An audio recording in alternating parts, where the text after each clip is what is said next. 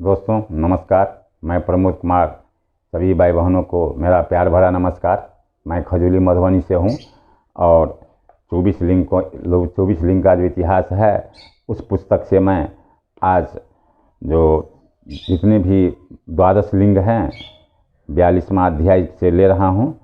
नंदेश्वर मुनि बोले, मुनि श्रेष्ठ, सौराठ में सोमनाथ, श्रीशैल में मल्लिकार्जुन, उज्जैनी में महाकालेश्वर, ओंकार में अमलेश्वर, हिमालय पर्वत पर केदार, डाकनी में भीमशंकर, काशी में विश्वनाथ, गोमती तट पर त्रयंबकेश्वर, चिताभूमि में बैजनाथ, दारुका वन में नागेश्वर, सेतुबांध में रामेश्वर, शिवालय में घुसमेश्वर। ये 12 अवतार हैं। जो मनुष्य के दर्शन और स्पर्श करता है उसके लिए परम आनंददायक है। इसमें प्रथम सोमनाथ चंद्रमा के दुख का नाश करने वाला है, जिनका पूजन करने से पाप, कुष्ठ आदि रोगों का नाश होता है। शिव जी इस आत्मस्वरूपा सोमनाथ महालिंग का जो दर्शन करता है उसके सब पाप नष्ट हो जाते हैं और उसे भक्ति मुक्ति प्राप्त होती है। इसी से चंद्रमा का जन्म हुआ है। इसी प्रकार मल्लिकार्जुन का जो दर्शन करता है उसे सब मनोवांछित फल प्राप्त होते हैं। शिव जी के इस दूसरे लिंग का दर्शन बड़ा सुखदायक और निश्चय ही मुक्तिदायक है।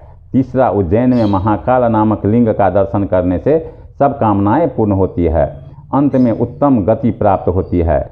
चौथा, ओंकार में अमलेश्वर लिंग, भक्तों को इच्छादित फल देने वाला। यह नरामेश नामक भगवान अवतार है। जो दर्शन करते हैं उनको अभीष्ट फल की प्राप्ति होती है। शिव का छठा अवतार भीम नामक दैत्य को मारने से शंकर ज्योतिर्लिंग हुआ। वह अवतार में शिव जी ने उन्हें दैत्य को मारकर काम रूप देश का राजा की रक्षा की थी। यह भक्तों के सब मनोरथ को पूर्ण करने वाला और इसी खंड का स्वामी है। मुनि इसी प्रकार विश्वेश्वर नाम वाला 7वां अवतार काशी में जो शिवलिंग है समस्त ब्राह्मणों का स्वरूप और मुक्तिदायक है। इसकी पूजा विष्णु आदि सब देवों ने की थी तथा कैलाशपति और भैरव वहाँ पर स्थिर हैं।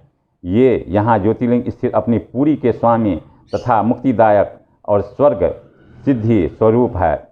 जो इस काशी में विश्वनाथ को पूजा करते हैं, उनके नामों को जपते हैं, कर्म बंधन से छूटकर मोक्ष के भागी होते हैं। इसी प्रकार शिव जी का त्रयंबक नामक 8वां अवतार गोमती है। गोमती के किनारे गौतम ऋषि की प्रार्थना और कामना से हुआ। इस ज्योतिर्लिंग का दर्शन तथा स्पर्श से सब कामनाएं पूर्ण होती हैं, पश्चात मुक्ति प्राप्त होती है। नवम बैजनाथ अवतार हुआ, जिसमें अनेक लीलाधारी भगवान शंकर रावण निमित्त प्रकट हुए।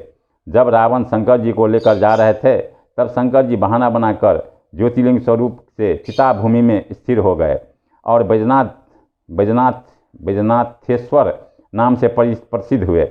उनके दर्शन तथा भक्ति पूर्व पूजन से मुक्ति प्राप्त होती है।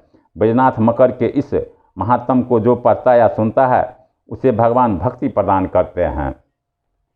तो भक्तों, इस प्रकार जो है तो आपको मैं इस पुस्तक से ये कहानी आप लोगों को सुना रहा हूँ ताकि आप लोग भी इस कहानी को सुनकर अपने आप को फल पावें।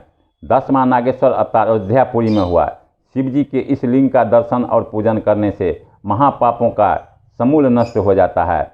इसी प्रकार शिव जी का 11वां अवतार रामेश्वर में हुआ, जिसे श्री रामचंद्र जी द्वारा पूजा किया गया और श्री रामचंद्र जी संतुष्ट होकर उन्हें तप से वरदान दिया और उनका पार्थिव होकर शंकर जी ज्योतिर्लिंग स्वरूप सेतुबांध स्थित हुए। पृथ्वी पर रामेश्वर की अद्भुत महिमा है।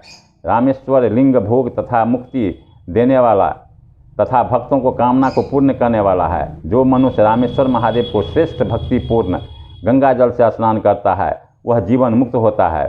संसार में दुर्लभ भोग कर फिर परम ज्ञान को प्राप्त कर कैवल्य मोक्ष प्राप्त करता है। इसी प्रकार शंकर जी घुसमेश्वरम नाम से 12वां अवतार हुआ, जिसमें घुसमा का आनंद किया। दक्षिण दिशा में देवलोक के निकट सरोवर में घुसमा के प्रिय करने वाले शंकर जी प्रकट हुए। उन्हें सुदेह दैत्य से डरे हुए पुत्र को उनकी भक्ति से प्रसन्न होकर उसकी रक्षा की। फिर उसकी प्रार्थना सुनकर स्वरूप में उसे सरोवर में स्थित हुए। इस लिंग के दर्शन पूजन से लौकिक सुख की प्राप्ति होती है। शिव जी की इन 12 संख्या वाली दिव्य ज्योतिर्लिंग कथा को मैंने आप लोगों को सुनाया है।